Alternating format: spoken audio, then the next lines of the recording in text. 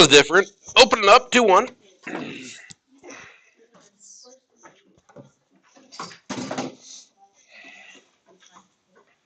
And everybody needs a graphing calculator.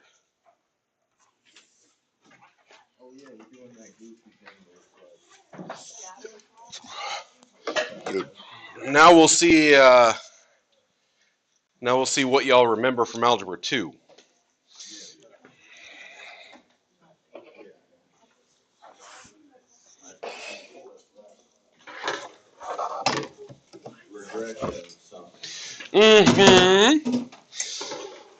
I know that those of you who were in here last semester, we got good enough with our regression stuff that by the time we got to the different polynomial regression, everyone was just like, yeah, we get it.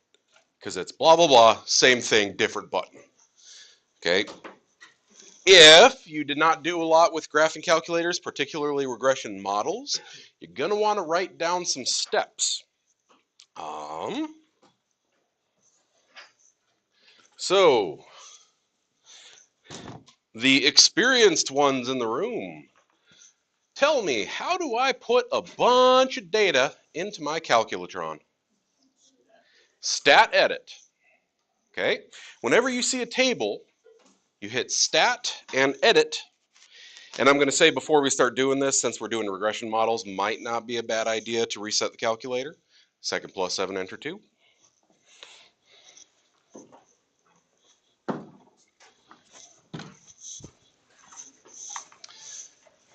Okay, stat, edit, and it brings you to your lists.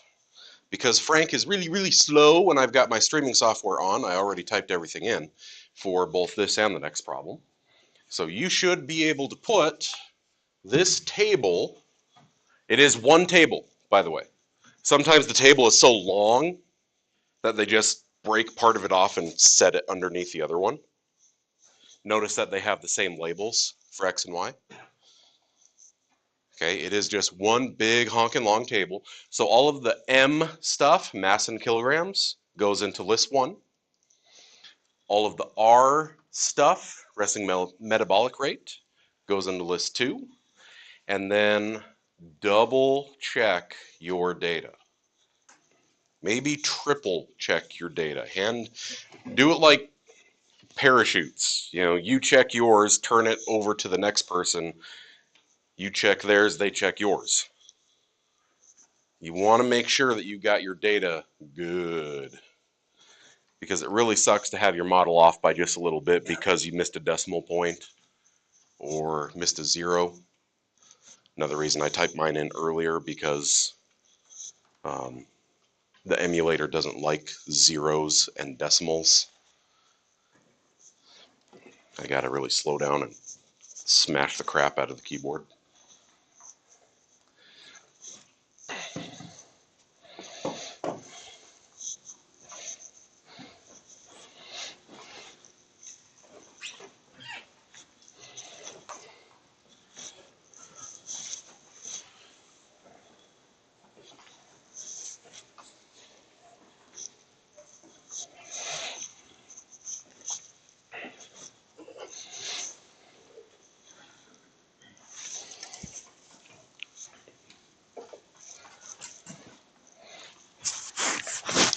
Also, I know there's a good chunk of you that you picked up those Holy Sheet packets for Algebra 2 and PreCalc at the beginning of the semester. All of this stuff about the regression forms is on there, like the steps and which buttons you're pressing. I think it's with the quadratic section. So linear regression, you would have maybe saw it in Algebra 1. That's a big maybe. We actually talk about where that comes from later in this class. Come on, you.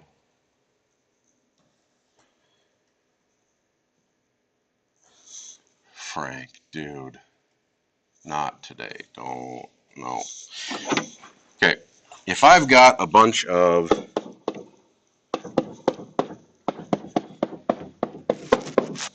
data, okay, y'all remember scatter plots, right? And we would do a trend line. A trend line is just somewhere down the middle of it with about the same number of points on each side. And you do, maybe it was something like that. There is a formula to find what is called the line of best fit. And it is perfection because it takes for friggin' ever. I haven't seen an actual textbook make kids do this since the 90s. So you have been spared the pain. But the idea is, y'all remember finding the distance between parallel lines in geometry? Where you'd have a line, you'd have a point. You would make the perpendicular line through that point. Remember perpendicular, negative reciprocal slope? And then you would solve the system of equations. So you'd have point, you'd make perpendicular line. Then you'd solve the system of equations between these two to get this point. Then you would plug this into the distance formula. You finally have the distance between parallel lines. All of that, I know that someone in here remembers, if you're not the exact process, how to do it, because it usually traumatizes kids. Because it takes forever. You have to do that here, here, here, here, here, here, here, here, here, here, here. There's a formula in which you find the aggregate of every one of those distances. And it creates an average value for the slope and an average value for the y-intercept. And it takes forever. I remember this taking like 45 minutes for a problem. It was terrible. And then we showed kids, hey, these calculators, they got a button that says regression. And it does this. And it does it in the matter of a few seconds as long as you type in your points. What all of the other types of regression do is if I have a quadratic, it'll take all of that data and it, opposite of quadratic is squared, or opposite of squared is square root. You do square root to all of them and you call it's called linearizing the data. If it looks like a cubic, I cube root all of my data. If it looks like it's logarithmic, I exponent all my data. You undo whatever it is to make it linear. Dump it into that formula, and then you log it, re-square it, re-cube it, whatever it may be. All of that crap is going on in the background, to which you say, thank Jeebus it's not the 90s. Because you don't have to do all that the hard way now. If you've got all that data in there, where's all my regression stuff? Where do I say, make the formula for me? Veterans, where are we at? Stat. Under edit, I'm going to mess around with my lists. But under calculate is all the stuff. We went through probably 2/3 of this list in Algebra 2. Look at the different things you can do. One variable stats. We already talked about that, right? Linear regression, quadratic, cubic, quartic. Linear regression as a different model, it gives you the same thing. Logarithmic regression, LN, reg. We didn't get to that in my class because of Snowmageddon. We've got logistic, power regression. You even have sinusoidal regression, okay, for periodic functions. All kinds of stuff. Look at the list. Look at the example title. What kind of model should I be finding? Power regression. Now here's why. Who remembers how to get your scatter plot on your screen? Okay, second y equals is going to turn my stat plots on, just like we did with our box and whisker plots. But I want it to be a scatter plot with all the dots of my data. I'm turning on. I go hit graph. I don't see too much. Okay.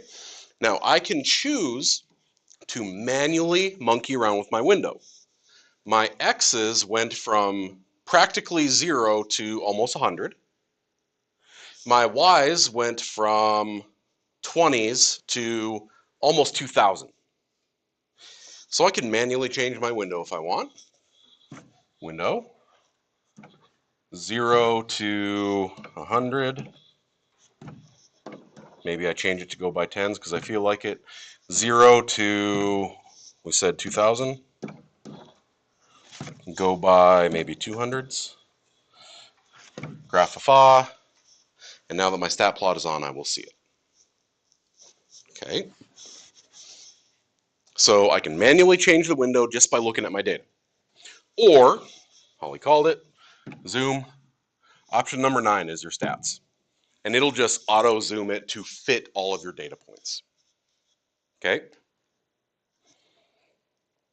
So that's how I see my graph. You see there's a graph next to this? You all know how to make your own scatter plot, right? You know how to make an appropriate scale, right? Like if I've got 10 boxes and I need to fit data out to 2,000, I should choose to go by what? About 200, okay? So you did all of that from Algebra 1 all the way up through Algebra 2. Just put a big fat OK in there. We're going to do ours on our screen, but if you need to make a scatter plot for a particular problem, I'm just going to trust that y'all remember how to do that, okay? So we stat, we calculate, and it says go make a power regression model. That means it's going to be of the form ax to the b, which is what we're doing here with monomials.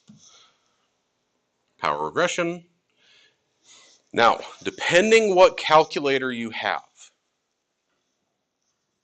looks like everyone here is rocking 84 plus or better. Okay, so you should all have this pop-up menu, right? If you're using the emulator on the laptops, that's a TI-83. It won't have this cute little pop-up menu. Okay, you're just going to have to know that it defaults to list 1 and 2. And if you want to store the equation, you're going to have to go through the variables menu instead. All of this is on a really, really old video that I have, and I can send it out with the homework just to be safe. But I walked through how to do all this with, I think it was just linear regression. The same thing works for power regression, logistic regression, cubic regression, all of it. You make sure your lists are set. Frequency list, I don't worry about. Just like with our stats, that means I have so much data, I'm going to say times 5, times 17, times whatever. I don't need to do that. Store it. If you're on the old calculators, you would go through the variables. I want to put it in the y stuff. I'm going to put it in the function y1. The reason I want to store it is I don't want to type this again. When I find the equation, I don't want to type it. I want you to type it for me. So calculator, put thing we find over here. Okay. This is the old school way. There's a shorter way. Okay. I would do variables, the y's, the function, y1. Okay. That's how you got to do it on the old TI-83s. Who remembers on the 84s and better with the alpha shortcuts?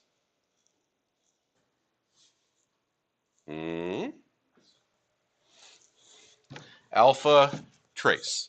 Just brings up the menu. You say where you want to put it.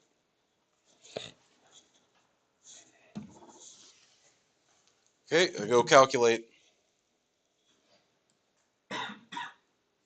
Doop, doop, doop, doop. See what it says there? Power regression, list 1, list 2, Y1. That's exactly how you would type it out on an old calculator, on an 83. It tells you what kind of model you're doing at the top, and then it gives you the A and B values. So when it says, go find a power model for this, I'm going to say Y is approximately 69.582 times X to the B, which is 0.759.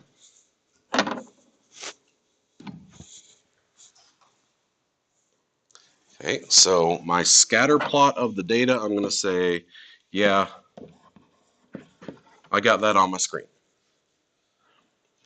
Because I stored this, I don't have to go retyping anything now. If I go to y equals, it's already typed in for me. That was the point of storing it. I don't want to type it, you type it. So it's already set up for me. Now when I go to graph, we already had our scatter plot on there. Now it's going to put the model in for us.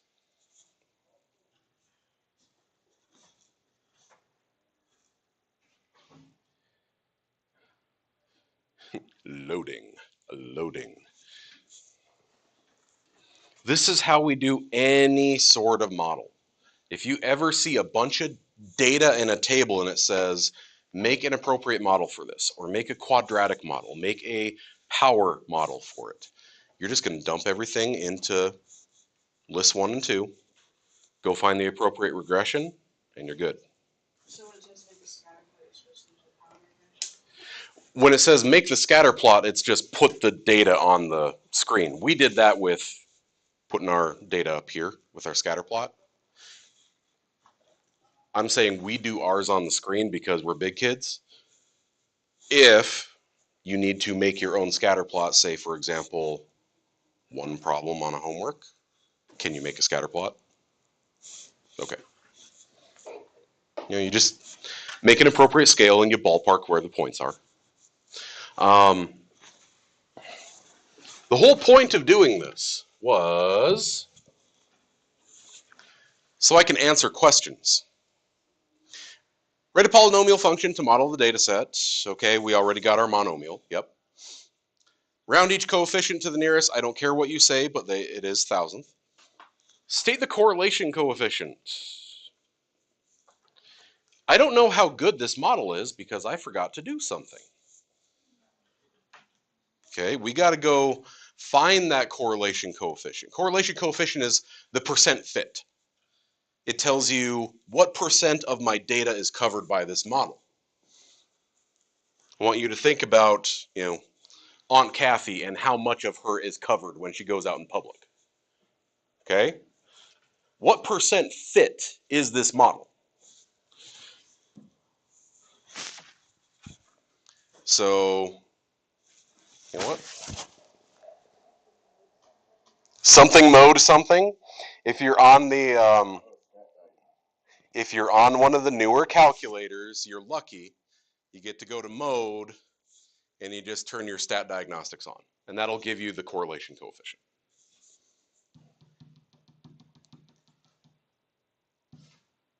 Oh, too far. Turn that on. Okay. Option 2, if you're on an older calculator. Okay. I see a couple of 84s, like just regular 84s, 84 pluses, 84 plus silvers. Like we kind of got the gamut in here. Does anyone not have that in their mode menu? Because if you're running an older calculator where it's not under mode, you got to go all the way to the catalog of features on it. Second, right above 0 is catalog. This is everything that your calculator can do. I do not want to scroll down to diagnostics because that's going to take me forever. My calculator does a lot of stuff. So right above my reciprocal button, I see D. Just poke that and it jumps down to D's. And it's the same thing. I turn my diagnostics on. Okay, that's how you got to do it on those old 83s. Now, it looks like most of you have That's just in mode. So yay, save time. But it is possible on the ancient tech. And I say the ancient tech because that TI-83, I was using that as a junior in high school. It has not changed. And it's still $100. Okay, that TI-83. So when I calculate those regression models, if I've got those, if I've got the diagnostics on, it just changes one little thing. It's going to give me, hurry up, Frank, the correlation coefficient. It's usually R sub 2 or R squared. It is how good of a fit is this model? How good does it fit my data? Not R, we're going to go R squared. R squared says this fits my data with a 99.17% fit. My correlation coefficient is really, really good. So next to this, I would say my R coefficient is about 0.992. 99.2% fit. That's a tailored suit right there. That is perfect. Okay, if you get a correlation coefficient that is anywhere under 95, it's not the best model. Sometimes we got to use them anyway because it fits the context of the problem. We have even used stuff as bad as 80, 85% fit because it fits the context of the problem better than the one that fit really good. Some of the examples we were doing was, what was it? The old book was obsessed with like dairy products. They always wanted to talk about milk production and cheese and crap. And it was like the cubic for it was in the year 2023, Wisconsin is producing negative 38,000 gallons of milk every year. And you're like, wait, negative? It's negative. Like, are Wisconsinites out there like just smashing milk jugs in stores across the country? Like, it didn't make sense. So we went with the linear model instead because, well, it's 85% fit, but it makes more sense. Okay? The correlation coefficient works out nice for us in some contexts, but it's just a piece of information for you to help decide things. Okay. Now, it doesn't ask you the questions, so I'm going to ask you the questions. If I've got this model, now if I asked you what is the, what are we doing, metabolic rate of animals, okay? What is the resting metabolic rate of an animal with, that is 32 kilograms? How would I find that?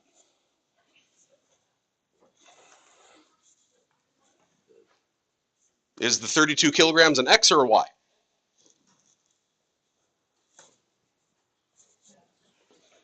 So if that's an X, then just like we did with some of our other graphs, I could plug that X value in. I could just trace it on here. Remember, be careful, right now it's on my stat plot. If I try to trace to 32 on my stat plot, it's going to quit on me. See? Because that's not my data points. So if I trace and arrow down onto the graph itself, I can say a 32 kilo animal has a metabolic rate of 964 point blah blah blah blah blah. What is that? Kilocalories per minute, hour, day? Okay. If I switch my table settings over to ask, then I can go to that table and just ask whatever I feel like. 32 kilo critter. Okay, there's my answer. Do y'all know your mass? In the US, we normally do pounds. Pounds is the effect of gravity on a body of mass. Do you know your mass? The short version is you take your poundage and cut it in about half. About half. It's not perfect, but however many pounds you are, cut it in half. So say what would a typical teenager be? Somewhere between the small ones are like, I broke 100 this year, yay! And the big ones are like, 250, bring it. Okay, and they just like fall on people. Okay, we'll say somewhere in the middle, say it was 150 pounds. Well, I don't want 150 pounds. 150 kilos is huge. Let's do 75. Do you see where they're saying 2,000 calorie per day as a ballpark diet restriction? Or that's where they get the percentage values on those nutrition labels from? Okay, there's science behind it. So, what if I asked instead, what mass would yield a metabolic rate of 3,200 calories a day?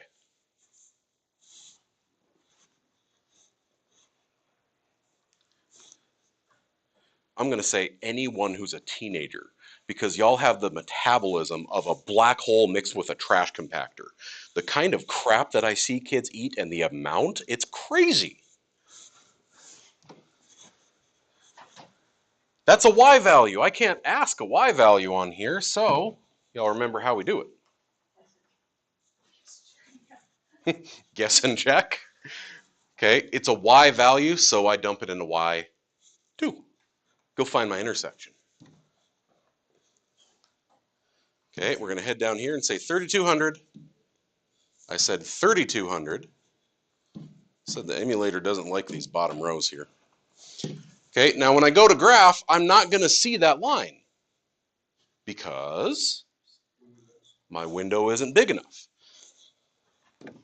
I need my window to go from 0 to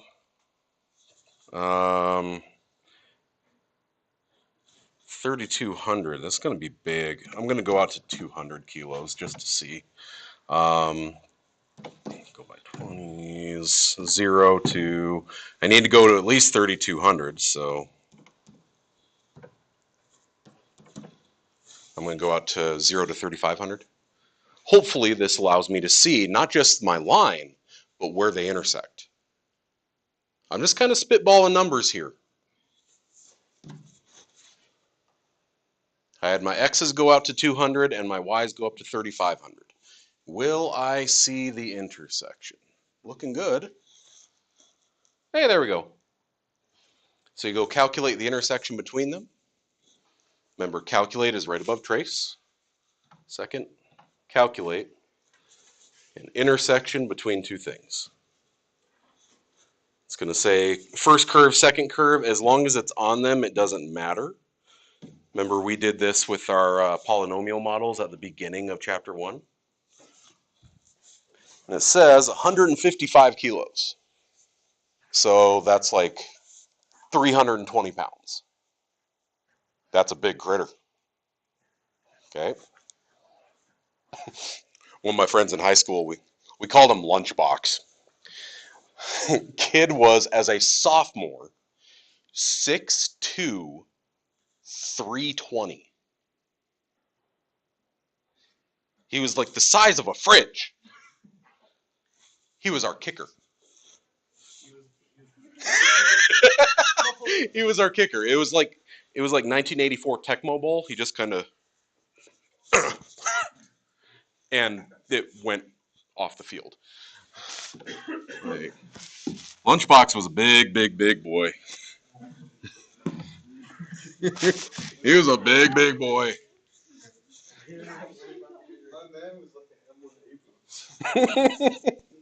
All right. So this should all be review. I know some of you weren't as heavy on the graphing calculator in Algebra 2, but you got the steps written out, right?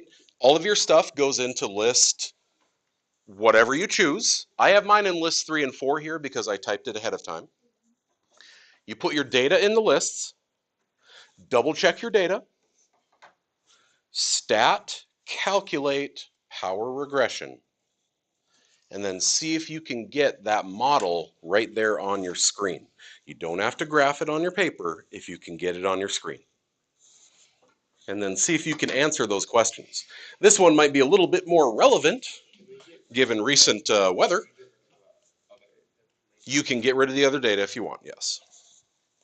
Oh, crud.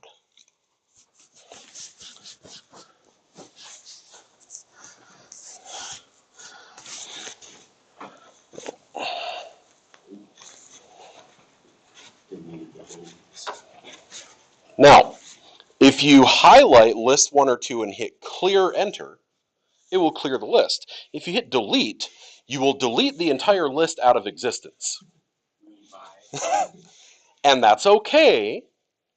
Second, 1, 2, 3, 4, 5, 6 changes the list you're using to list 1, list 2, list 3, list 4, list 5, list 6. There was someone last spring who just Googled it and they found a way to get that list back. I don't remember what it was. Normally we just swap over to the other ones and reset the calculator later.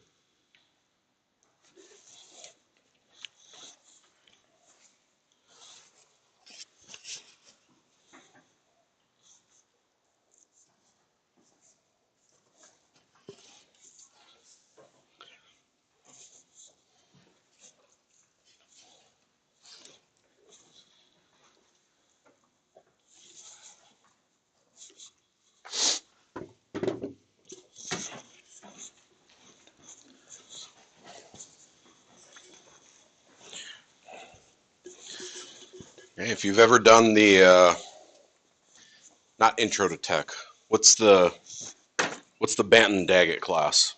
It's like intro to database and Word and Excel and all that kind of stuff. Okay, computer apps. Um, you're probably used to, y'all can just write down the steps, right? Which buttons to press, and you just follow those steps.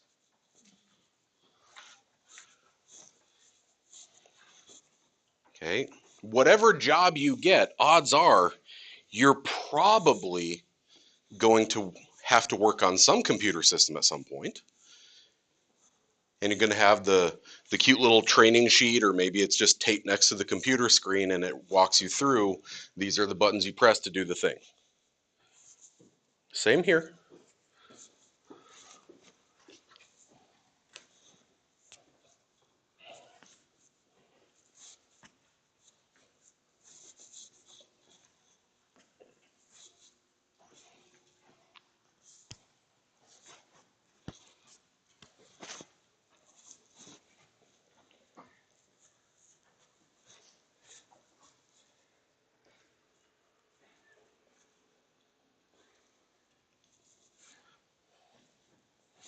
Ooh.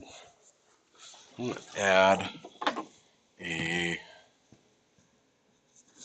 I'm going to add a D here and say predict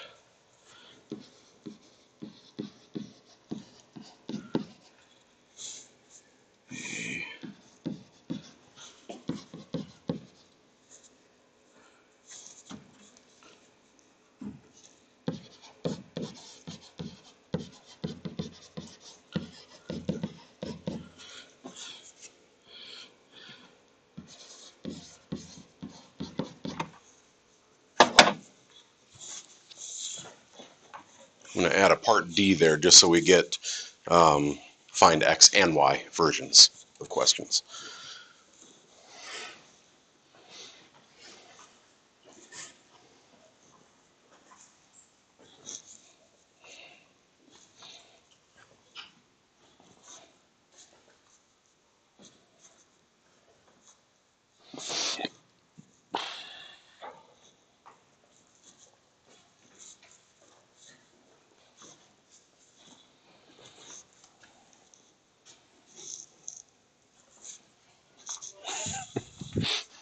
My calculator told me to quit. That's really depressing. Error invalid. What'd you try doing? I did the trace and tried to take an 80 so that way it didn't go. Okay, right now you're on the stat plot. Yeah, Make sure you're on that. Okay. Entered it in. Go to, it'll tell you where you screwed up. They're saying the number 80 is not allowed. The number 80 is not allowed because your window only goes to 76.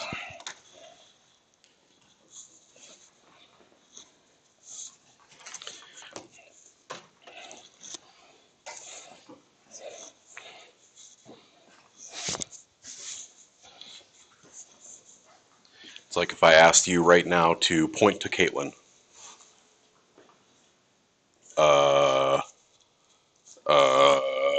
There's not a Caitlin in here, right?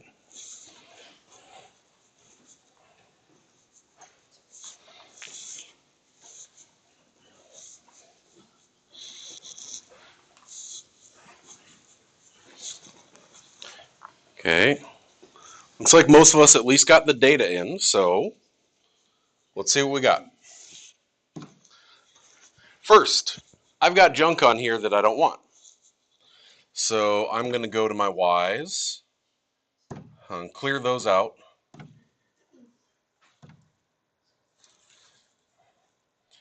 And go to my stat plots. I can turn plots off. And I can zoom standard. Okay, so my graph is back to the way it was. It's back to base. And I go stat, I edit. All of my data is in list 3 and 4. Double check my data because, again, fat finger syndrome plus the emulator doesn't like that bottom row. Make sure we don't got anything goofy up there. 16.7, okay. This is why we double check our data. Thank you. Anything else? Okay. Before I go pressing more buttons, what are X and Y in this case? What are we even talking about? Speed of a car and distance what? Braking distance. Okay. Have you ever just had to stand on the brakes or else you're going to run into something? Whether it's a person or another vehicle, side of your house, whatever it may be. Okay, braking distance. I don't know about you. Okay, little side quest here, but your driver's ed training, for those of you who have your licenses and did driver's ed, your practical stuff. The practical is where you actually get in the car with a driver's ed instructor. Did they have you just get it up to like 60, 70 and then just hit the brakes? Just stand on the brakes to feel what that's like? Okay. Not exactly safe, but my driver's ed instructor, Mr. Halston, boy was he in character. He would say, we'd get out, this is rural North Dakota, get out on a highway, straight line, laser straight, flat as a tabletop, and he'd say, gun it. What? I know you're going to do it eventually. I would rather you do it when I'm here in the vehicle with you and I can help. Gun it. We'd go find the governor on that little Ford Tempo. And yeah, you get that vehicle up to, anyone ever found the governor on your car? On your vehicle? What is it? 115? My truck's at 121. I found that when Baby Bear had a allergic reaction to something. My old truck was at 117. Found that when my wife had an allergic reaction. If I hadn't got her to the hospital in time, she would have actually died. She was in anaphylactic shock by the time I got her there. Okay? You get up to 90 plus, your vehicle starts shaking. Okay, yeah, if you got a really bad vehicle, maybe it's shaking at like 40, but yep. But when you get up around 90 or something, the tiniest twitch of the wheel, doesn't it feel, you feel the splash in the tires. So I want you to think about, this is your braking distance, 204 feet. That's a long way. Okay, this room is about 30. 204 feet is like the commons. You would have to stand on the brakes and it would just screech for 204 feet. And this assumes optimal conditions too. This isn't a wet road. There's no oil slick built up on it. There's no ice, no nothing. So I got my data in. I'm going to stat, calculate. I still have my diagnostics on. I'm going to go find power regression. Nope, too far. A frequency list. I'm going to store it. How do I store it again? Alpha calculate what? Okay, alpha, right above trace in the alpha menus is all of my Y stuff. And then calculate. Doop, doop, doop, doop, doop. Frank, dude. This is actually why I have the old laptops instead of the new ones. The new one couldn't even run the calculator and the streaming software at the same time. Computer kept crashing. Okay. Why does mine say this? Okay. Stat calculate. When I'm doing my power regression, remember that my data was somewhere else. That's why it looked all different. And I said second whatever number is how I change my list. So I'm going to do second list 3, second list 4. Let's try that again. Okay, you can change the lists. This works out really handy when you're trying to compare things that might maybe use the same list for one thing, like maybe list 1 is years. And then list 2 is, I don't know, median home value in South Dakota. And then list 3 is median home value in Florida. And median 3 is in Wisconsin or whatever. They're all still going to use list 1, but you want to keep changing the other lists for your models. So it does come in handy. Point. No. This is a good model. Okay. This is like those Speedo spandex things that the Olympic skiers wear. This is perfect. That show way too many things.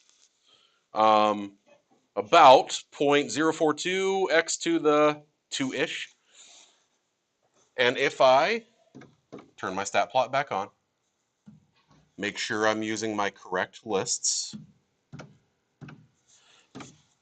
List 3, list 4, and zoom to those stats. I should zoom to the stats. Frank, you're embarrassing us. There we go. Zoom to your stats, and you should get something that look like that. Yay, nay? Yay. Okay. Now, my questions. Hopefully you wrote the model down and all that. The 2 questions that we got here: predicted braking distance at 80 miles an hour, predict the speed of a car with a braking distance of 800 feet. If you try to trace right now to 80, trace this thing to 80 miles an hour, it says, dude, what? You say go to, and it says 80. You can't say 80. Why can't I say 80? I'm trying to trace to a value that is not on my window. Now, maybe I'm going to say we're going to go from 0 miles an hour out to, all right, we said governor on a couple of vehicles was around that 120 ballpark. You know what? Let's get a little wild here. Y'all know what the Autobahn is? Autobahn is a freeway in Germany. Does it go through to Poland and Belarus? I don't know. But there's no speed limit. None. They just basically say you do you. And if you got one of those crazy rich people sports cars, an actual Ferrari that's like $500,000, have fun, dude. If you explode, that's your fault. Okay? So let's bring our graph out to 180. Okay, braking distance. 0 to, we know we need to go to at least 800 because of our 5,200. Oh, I'm going to go out to 2,600 because that's half a mile. I hope we don't go that far.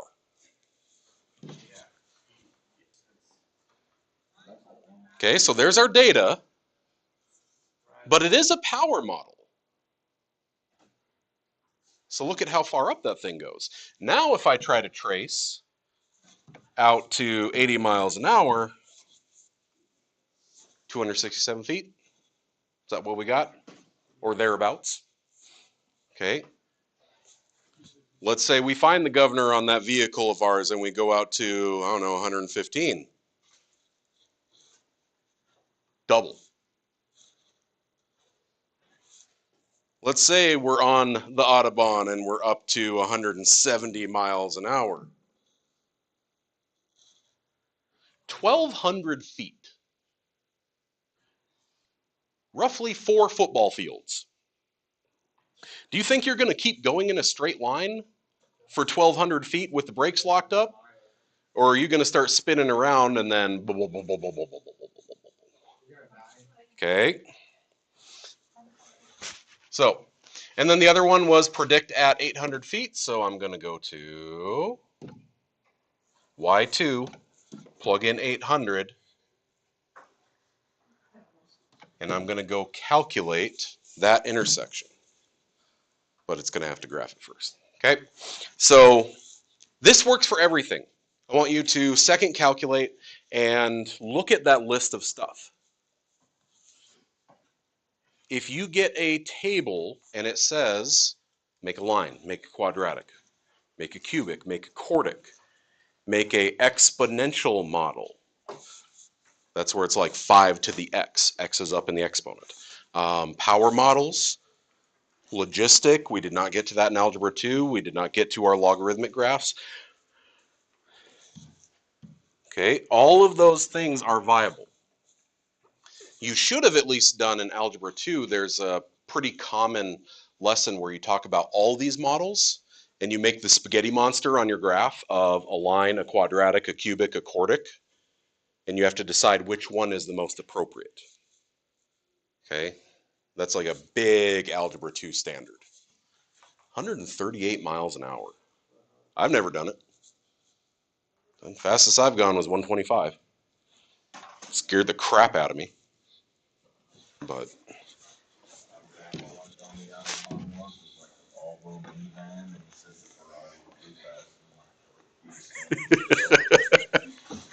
Audubon's crazy. All right. So we need to do a little bit of calculator stuff. I didn't want to touch that last week because I knew the calculator might be new-ish to some of us, depending on our Algebra 2 experiences. The graphs for these, y'all, we've already done the square root graphs enough times. They're just on their side, right? Perfect square steps on their side. So what's a cube root graph going to look like?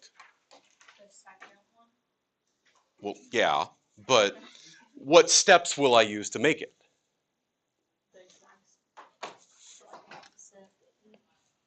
Yes.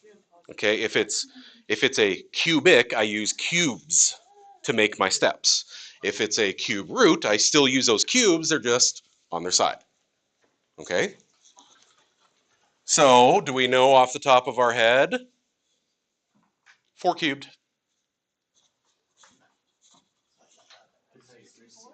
64. 8 cubed. Says with calculator in hand. Y'all, you can use the calculator and that's fine. I'm never going to take that. Okay, not never. For one quiz, I'm going to take that away from you. Yeah, there's one quiz in here where you get no calculator, no notes, no nothing. There is one. And it's because it's that important. Y'all see that top right corner there, the unit circle? You got to create that from scratch. You should bring that closer. That's like the whole, that's the whole entire person, just that one question. The quiz is to do your special right triangle ratios, and then to fill out the unit circle, write the tangent values next to them, and in what quadrants are the trig ratios positive or negative. And it sounds really, really scary until I tell you that whole thing is 30, 60, 90, and 45, 45, 90 triangles on repeat. If you know those two things, hint, hint, before we hit chapter 4, you better know those things. Go back through your old geometry notes if you have to. Then you'll be fine. Okay? Because you literally construct it from those triangles. But everything else, you get the calculator. I want you to have the calculator. Use your resources, but your world is going to be a lot easier if you know your squares through 20, cubes through 10, fourths through 5, as many powers of 2 and 3 as you can memorize. Does anyone know off the top of their head what 3 to the 5th is? 3 to the 5th. It's 200 something. 243. Bunch of cheaters. Everyone in here, not everyone. I never touched. Okay. So just, y'all should know those. I should be able to give you these graphs and you can do all the analysis stuff on it for me. So, can you do analysis stuff? You know what? I'm just going to leave it at those two. We have done this analysis stuff off and on for like 3 weeks now. A and B at the top. Graph them. Graph them and tell me all the stuff. Domain, range, x-intercepts, y-intercepts, intervals of increase and decrease, symmetry, continuity, and behavior. All of the above. If we can do those two right, I don't see a need to do the other two.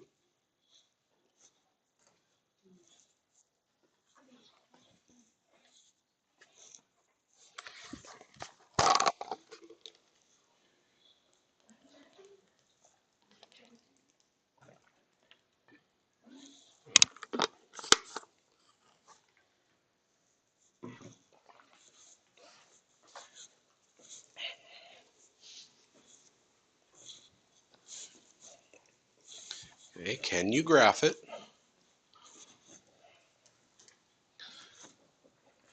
And remember, if we don't know how to graph a thing, you can always plot points.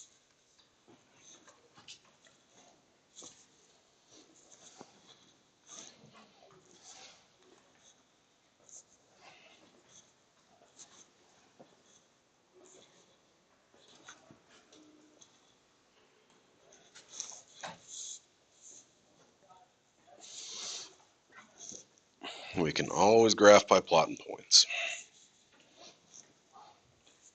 My low algebra, we just did quadratics for the first time in their life. Just plotting points from table.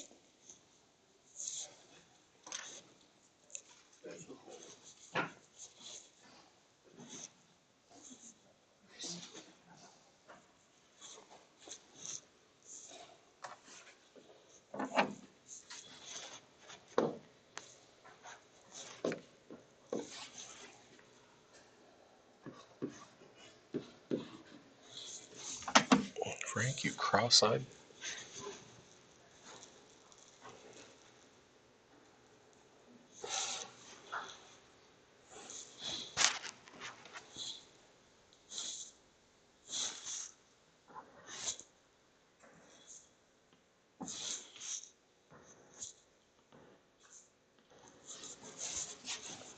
Okay.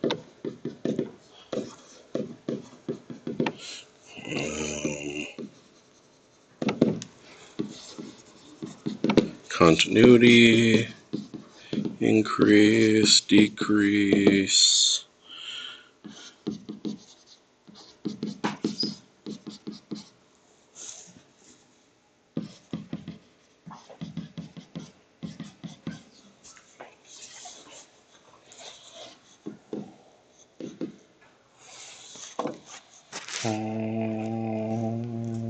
Blue. Okay. Well, where the actual points are doesn't matter too much because just like previously, when we first started this section, we've kind of piecemealed it out over a few days. Doesn't it just start at 0, 0 and go that way? Where the points are, yeah, I'll get those out of my table so that I have an accurate graph. But if it does that-ish,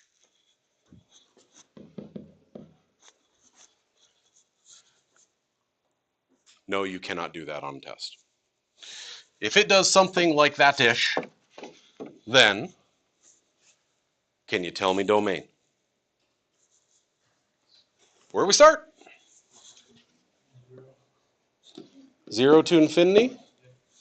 Ooh, is that a bracket or is it a parenthesis? I can do the 4th root of 0, same as I can do the square root of 0.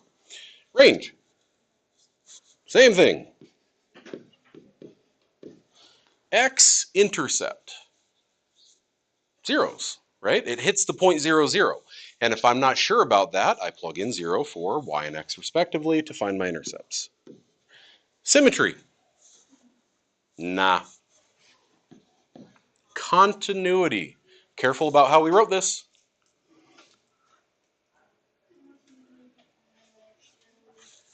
There you go. We say it is continuous from 0 to infinity. So it's continuous along its entire domain. Now, it doesn't exist before 0. So I don't say continuous for all real numbers. I don't just say the word continuous and move on. I have to say where. Yes. Increase, that same thing from 0 to infinity, but now that I'm talking about intervals of increase and decrease, no brackets. Decrease, never! As we head all the way off to the right, x going to infinity, y's are going to infinity. Do you remember how we said the left end of this behavior? As we head to 0 from the right, because that's the end of my domain, my y's are also approaching 0. Okay? So what I would do to kind of cheat my way through this is then I'll just do this and put on contestant 2. Contestant 2 is a 5th root, which is already fairly squished, but then taking that times 1/4, isn't it like barely below the line? A little wiggle, barely above the line. Now it's going to have a horizontal translation, so it's at 6, 5, 4/3. So this whole thing is going to about there instead. The little kink in the graph is over at 4/3.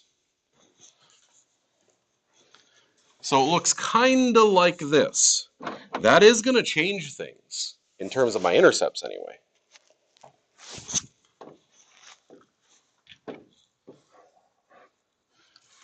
My domain. Who's allowed to the 5th root party? Everybody. Okay. Now, I know it doesn't look like it, but what's the range? Same thing. It's just, thankfully, they have infinity to get there because it's going to take a while. A 5th root function does not get very tall until you're way out in the like thousands and hundreds of thousands and millions. It takes a long time to rise. X and Y intercepts. No, you cannot just say 0, 0. If I put 0 in for Y to get the X intercept, you got to do some math here.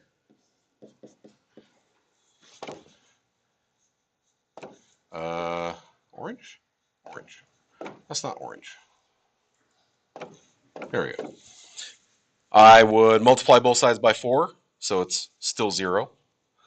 I would take both sides to the 5th, still 0. Add 8, divide by 6. My x-intercept is not 0, 0, it's over at 4/3.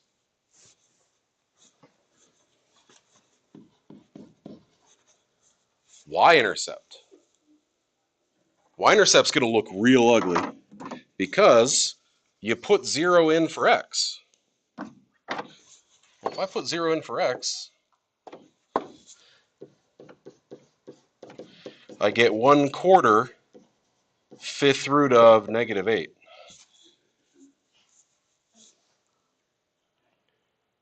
It's an odd root, so that's legal. What's the 5th root of a -1? 5th root, odd roots. So what times itself, times itself, times itself, times itself makes -1? -1. I don't need, I's only happen with square roots. Or later on, 4th roots and 6th roots. You'll learn that in calc. It's a negative 1/4 5th root of 8. Or if you remember rational exponents, -1/4 by, this is 2 to the 3rd, and it's 5th root of that, so 2 to the 3/5. Either one of those would be cool. Your y-intercept is butt ugly. Don't, like, put a note next to this. Do not just BS your y-intercept.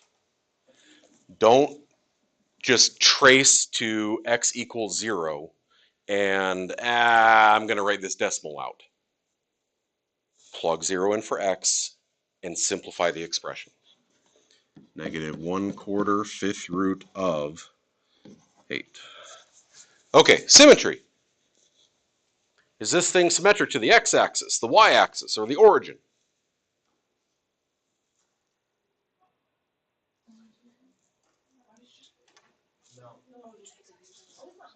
Because the 5th root of -1, negative comes outside. Can I flip it over the x-axis and it's the same picture? Can I flip it over the y-axis and it's the same picture? Can I turn my calculator 180 degrees and it's the exact same picture? Oh? Because of that translation off to the right, no, it's not. So this doesn't have any symmetry. It's real close to origin, but not quite. Continuity? Who's allowed to the 5th root party? Everybody. So I can make this graph without picking up my pen. It is continuous for all real numbers. Someone asked if they can do continuous -infinity to infinity, or they can do continuous at real numbers, or they can do continuous for all real numbers. Yeah, all of those are right. It's just what symbols you want to use. Increasing. Boy, it don't look like it on the graph, but where is this increasing? Everything. -infinity to infinity.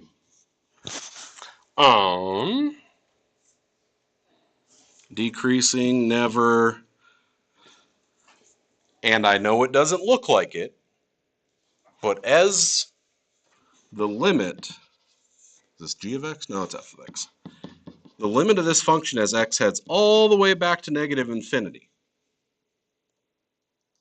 Where's it going? Where are the y's going as we head all the way to the left? To -infinity. It's going to take infinity to get there, but it'll happen. And my limit of my function as x goes all the way to the right is out to +infinity.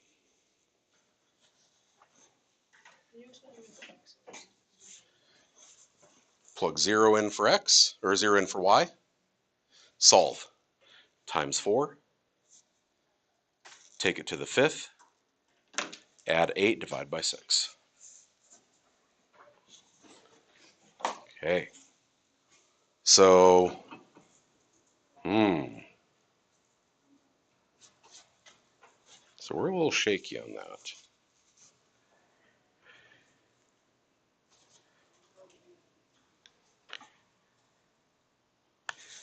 It's important. A and B. You can just sketch the graphs because it's going to be a general shape. But we need to know.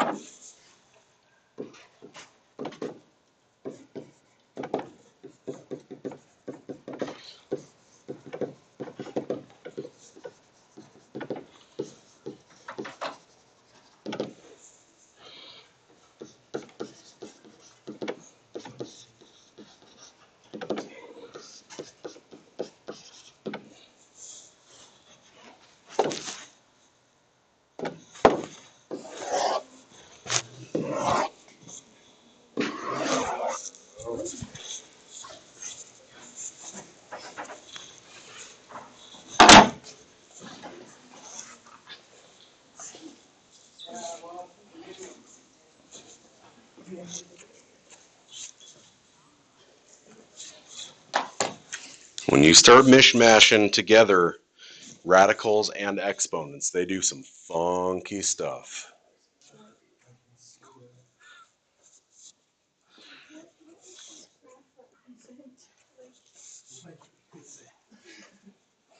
What would you ever use a graph like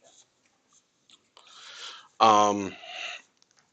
Sometimes you start getting combined models like this, particularly when you hit Calc 2 and you're talking about area under a curve. When an object's area can expand under certain conditions like temperature.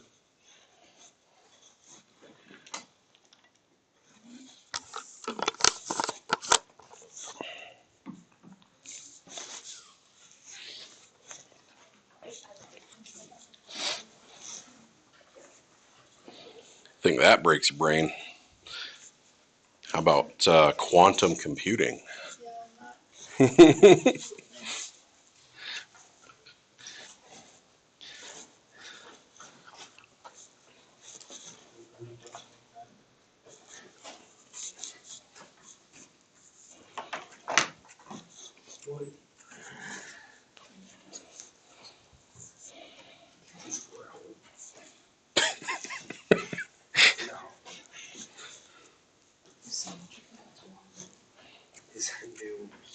Oh, what?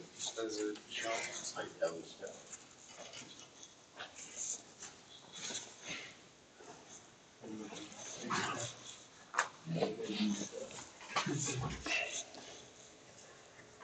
You can do the second one first. Yeah, me too. Seems safe.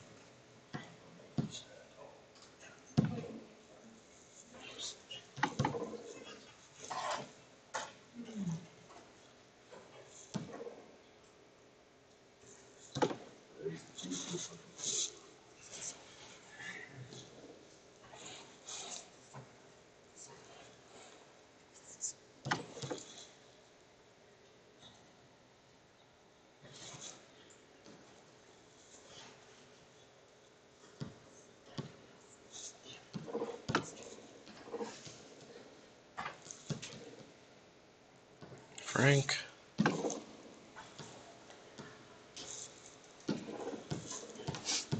There we go.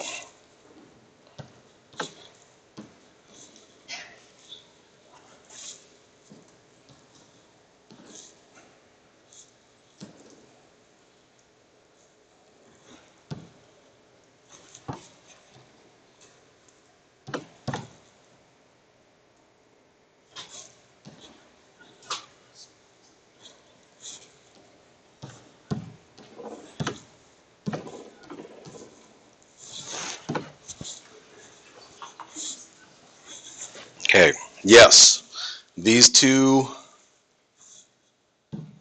graphs look different. Okay, part A.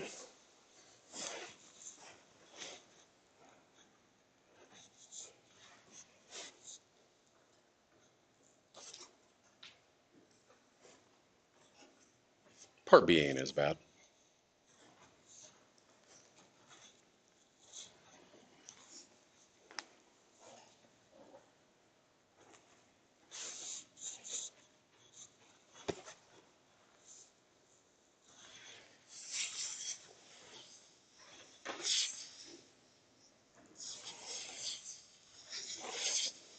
Now, we've run across a couple of goofy graphs before where I had said you got to be smarter than the calculator. I want you to look at that graph, the yellow one. Are there actually holes at the x-axis? Or is the calculator kind of goofing up? Has the thing in the U, the what? No, I can't hear you because you're muttering. Come on.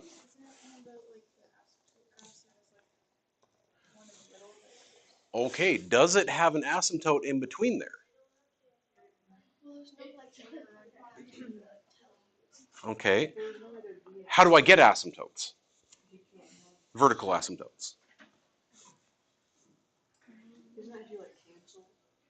Those are holes, but they both come from the same type of function. I need an x on denominator. And since there's no x on a denominator here, there shouldn't be any holes. There shouldn't be any asymptotes.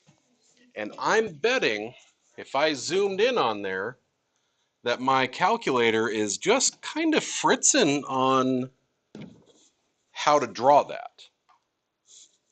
Maybe it just goes up too sharply in that area. Cut, and then it did it again. Is there actually a break in there?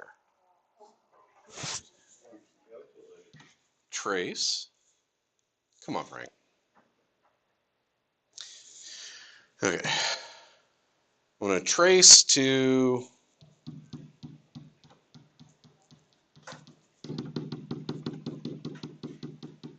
come on. You can do it. God. It's like working with dial-up internet again. Don't hurt me like that. Negative 0.64 something. Negative. Okay, so what if I did trace to negative 0.65? What if I did to negative 0.648?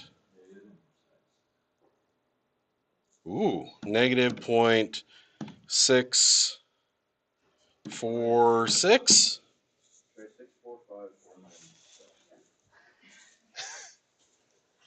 0.64? And it just kind of hops up there. So it does connect, but my calculator is just being dumb. Sometimes we need to be smarter than the calculator. Okay? Sometimes it's going to look goofy and we just have to know how to test it to be sure. Okay? So, now that we got our graphs though, okay, this guy is like baby bottle nipple. And this one's, yeah, like that. Okay, contestant one, domain. Who is allowed to that party? Everybody. Range. It had a maximum, right? So I can say from negative infinity until, how do I find that? Calculate the maximum. 3 places, please. 1.709. Okay. And because we had to guesstimate, we're going to say approximately. Oh, so then that should be a bracket, right? Because since we're talking about range. But I will put approximately next to it because we had to guesstimate. X-intercepts. If I want to find an x-intercept, I have to plug in 0 and solve. So, side quest, 0 is negative cube root of 12x squared minus 5. Divide both sides by negative 1, cube both sides, it's still a 0.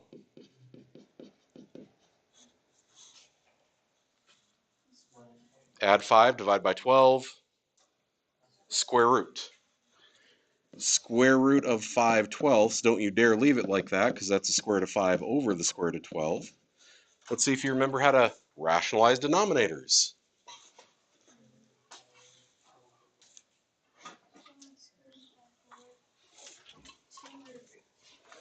Okay, but if I'm square root of 5 over 2 root of 3, no radicals downstairs. I stir up the kids. I'm going to square root of 15 over 6. 2's okay, I know as dad.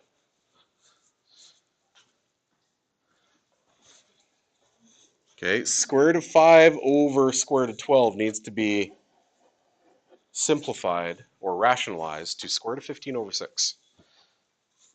We're big kids. We can find it for real. You aren't just going to say calculate 0 and write down the decimal this time, because we can find it for real. Okay? Sorry, I'm trying to leave room underneath it. I'll write the rest and then I'll just come back and erase it. So we got 0, negative, cube root, 12x squared minus 5. You're cool with the divide by negative 1 cube, still 0? Add 5. Divide by 12. Square root. So when I square root the whole thing, remember it's square root of fractions.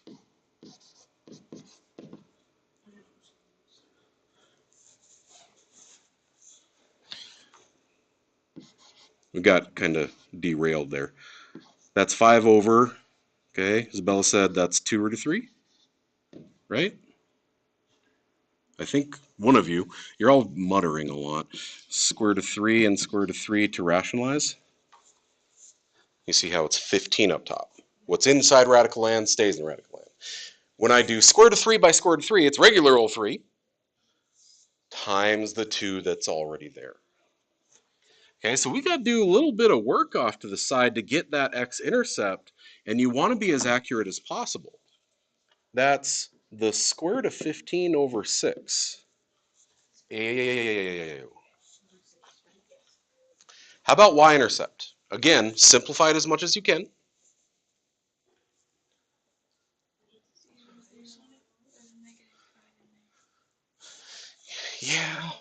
Yeah, plus or minus, yeah. I just forgot. Man, first blood on a Monday. Where's my marker? Okay, what about the y-intercept? 0 in 4. Oh.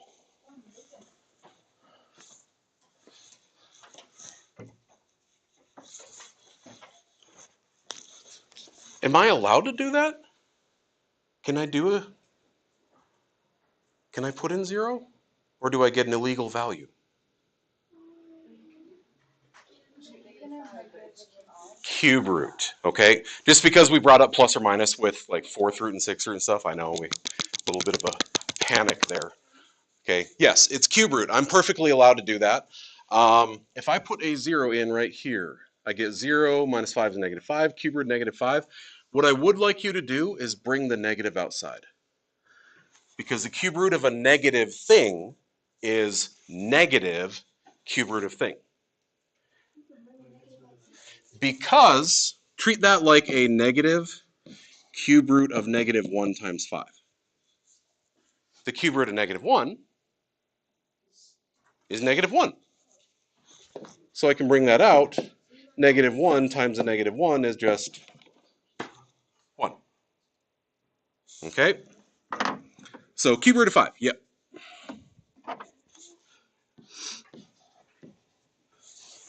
Okay, that's why I wanted to use the old notes for this section, because this in-depth analysis on graphs isn't something our new curriculum does pretty well. Continuity. Can I draw this without picking up my pencil? Yes. Continuous where? Okay, you can say for all real numbers, you can say -infinity to infinity, whatever your jam is. Symmetry. It is the y-axis. Remember, the screen has that goofy little break in it, but that's just our calculator being dumb. It is symmetrical left and right across y-axis. How would I prove that? I remember chapter 1. How would I prove symmetric to y-axis? You plug the inverse of x. Negate the x. Okay, negate x. And if I negate x, isn't it a negative squared is still positive anyway? Okay, so there you go. You can always check them. You can always prove them. Increase and decrease. Where are we headed? Up the goofy hill. -infinity to 0. Parenthesis bracket. Always parentheses on intervals. And decrease would be from 0 to infinity. End behavior. All the way, left and right. Down to -infinity. So I'm going to, not cheat, be an economist of effort by saying as x goes to plus or minus infinity. Okay. Second one should be easier because that graph isn't nearly as funky. But can you still find your x-intercept? Yeah. Yeah. How? Well, you can shoot the graph, or you could put the zeros. It Square root of 16 is 4. But you have to go the negative. Okay, let's see. Oh, wait, no. You have to get rid of that Times by fraction.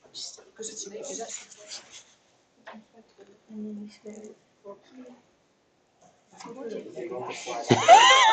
Quartify? Okay. Take both sides to the 4th power. I will quartify it. I am using that from now on, Maddie. I love that. The y-intercept does not exist.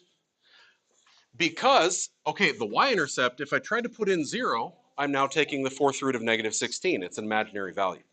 So that's why the y-intercept won't exist. But x-intercept should be, what's that, 0, 0, 0, 0, 16, 8, third, 2? Yeah, just 2. Plain old 2. Nothing weird about it this time. Okay. I'm betting we're fine with the rest of that one. It's just, I remembered there was something goofy about part A, and turns out it was worth the time over there. Notice how we've spent a good amount of time on the graph analysis, but in the process, we had to keep solving things with radicals. Do y'all remember Algebra 1 and 2? Do you remember how to solve things with radicals? What is the inverse of square root? Squared. Cube root, cubed, 4th root, 4th, and so on. But the catch was you always wanted to isolate the radical. And you also don't want to square like a freshman.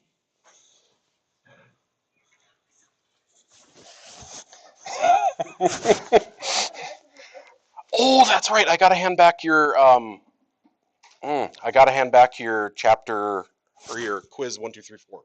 I have them. I can hand them back.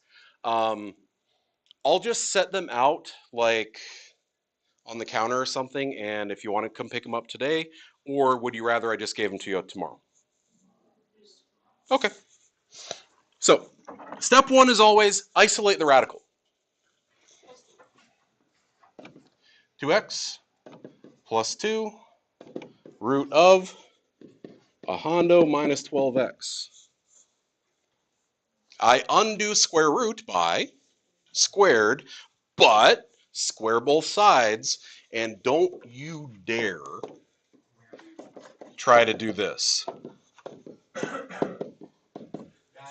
And I say that, and we all kind of bag on the freshman with it, but someone in here is going to do it on the next test. I know you're gonna.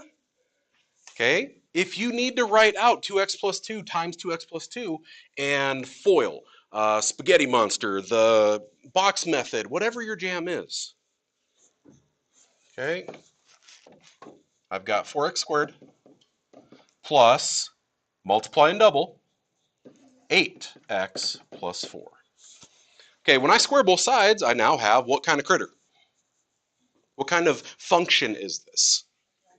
It's a quadratic, or any kind of polynomial. And I solve polynomials by everyone to one side of the bus, set an equal to 0 and solve. And good thing we reviewed all of this. We got 4x squared, add 12x. Subtract 100. Make your life easier. What can I do before the factor stuff? Greatest common factor. Now, I could factor out a 4, but I could also just divide everything by 4, because 0 divided by 4 is still 0. So x squared plus 5x minus 24 is 0. X plus 8, x minus 3, 0.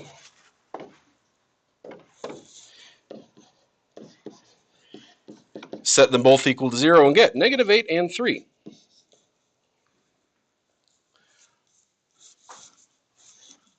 Lies. Maybe. Do you remember the commandments of domain? Thou shalt not divide by 0. Thou shalt not. Okay. No even roots of negatives. Look at my original problem. My original problem has an even radical in it, which means I have to check. Now, it doesn't mean that one of these has to be an extraneous solution. It means it might be, because I have a rule that might get broken. So you plug in negative 8. Negative 8 by negative 12 is, what's that, 80, 96, 196, square root of that's 14. Know your squares through 20. 14 minus 2 is 12. 2 times negative, oh. If I plug in a negative 8, it's legal within the radical. But if I put negative 8 here, I end up with 14 minus 2 is 2 by negative 8.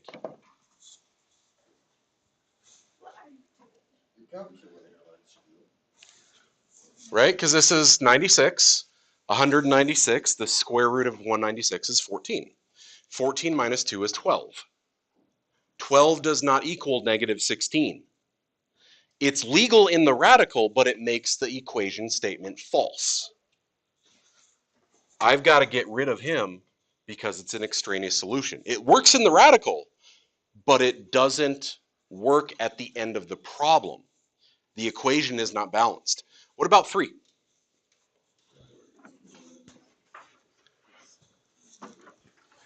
Put 3 in there, I get 36. 100 minus 36, 64. Square root of 64 is 8. 8 minus 2. Okay, that one works. Look at the other ones.